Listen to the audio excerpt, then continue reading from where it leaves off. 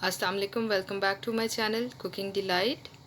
Today we are going to make spring roll. Spring roll बनाने के लिए हमें बॉइल्ड पोटैटोस चाहिए होंगे, बॉइल्ड चिकन चाहिए होगा जिसको मैंने श्रेड कर लिया है,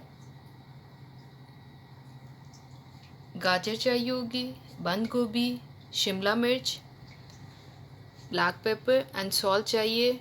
और अब हम वेजिटेबल्स को सौते कर लेंगे सॉल्ट एंड ब्लैक पेपर में।